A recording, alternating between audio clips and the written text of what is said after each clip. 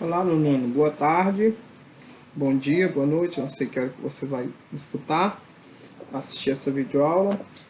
Abra aí seu livro na página 98. A gente vai falar sobre o continente europeu, né? Já lembrando, como aqui na página 98, ela já está falando sobre essa questão da controvérsia, né?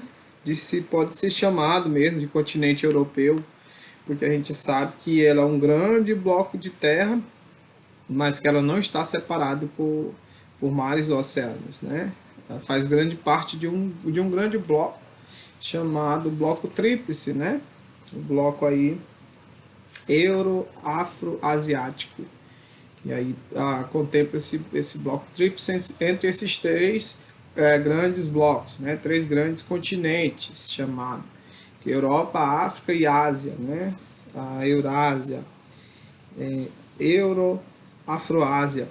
E não, pela pé da letra, né, no nome na etimologia, na origem do nome continente, não poderia ser chamado de continente, mas sim um grande bloco tríplice, né, os três continentes. Ok, mas a gente sabe que a Europa está aqui, é muito grande, uma grande massa de terra, né? Tem mais de 50, são 50 países, né? 50 países que fazem parte do continente europeu.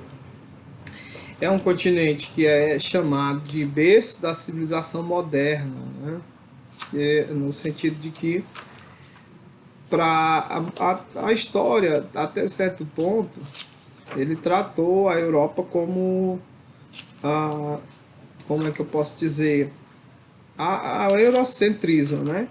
Centralizou a Europa, né? Colocou a Europa como centro de todos os continentes,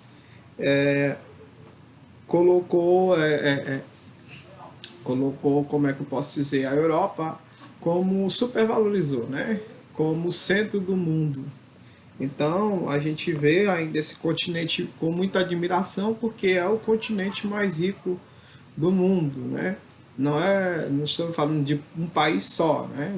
O continente, a junção dos países, né? São países que são considerados mais ricos do mundo e com o melhor IDH, né? Continente com o melhor IDH para se viver é a, a, o continente europeu, né? Com melhor desenvolvimento humano, tem melhor infraestrutura, as pessoas têm melhor longevidade, vivem muito, vivem bem, apesar de que tem uma grande desigualdade, né?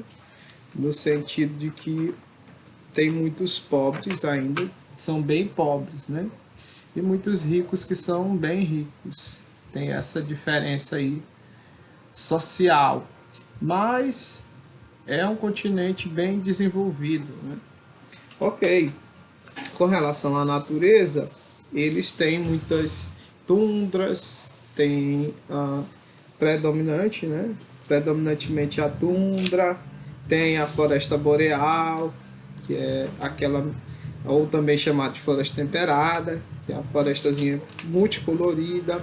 A tundra, tem pequenas árvores, né? Árvores de pequeno porte, mais adaptadas ao clima frio, tá? E a floresta boreal, ela pode ser em climas amenos e em clima frio também ela se adapta, tá? Mas é muito bonita, né? Isso é a multicor, né? Multicolorida, a floresta boreal. Com relação à hidrografia, o Volga é o rio mais extenso, né? O maior rio europeu, com 3.690 quilômetros. Ele é bem grande. O relevo é bem altimétrico, né? Ou seja, tem grandes altitudes. Ele, na verdade, ele é bem ondulado. Tem baixas altitudes, tem médias altitudes e tem grandes altitudes. O terreno é bem diversificado, tá? A Europa é o continente mais bem sucedido, como eu já falei. Tem rios importantes como o Tamisa, o Sena, o maior é o Volga, tem o rio Reno também, altos montes, né, altas altitudes, como os Pirineus, os Alpes, os Cárpatos e o Cáucaso. São altas altitudes. E a vegetação, como eu estou falando, a tundra, floresta boreal, também chamada de taiga ou floresta de coníferas, que são as plantas que têm o formato de cone, né? Floresta temperada subtropical, vegetação mediterrânea, que são a vegetação próxima ao mar Mediterrâneo. Floresta temperada subtropical, todo mundo sabe que são florestas que têm árvore com um porte acima de 60 árvores, com até 60 metros de altura, né? As pradarias, que são também tem pequenas herbáceas, pequenas ervas, não tem árvores de alto porte, né? São árvores de baixo porte.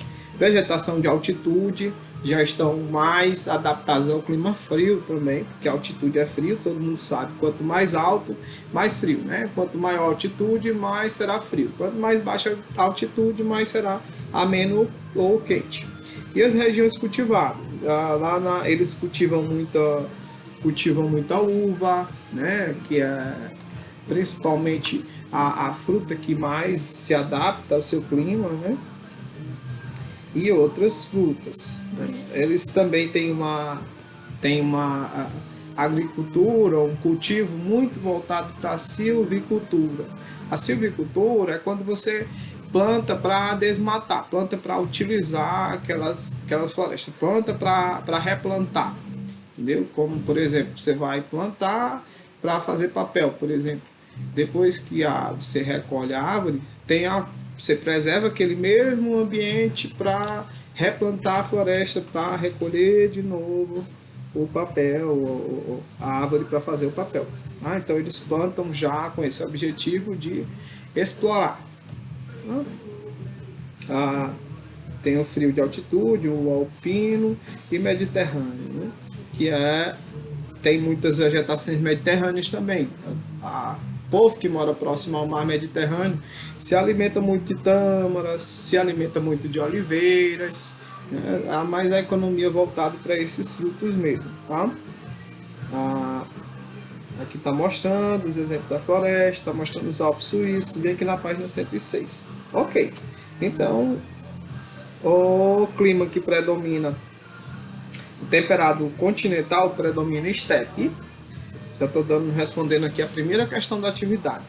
O subpolar, a taiga, o polar, a tundra, e o temperado oceano, a floresta temperada, já está dizendo.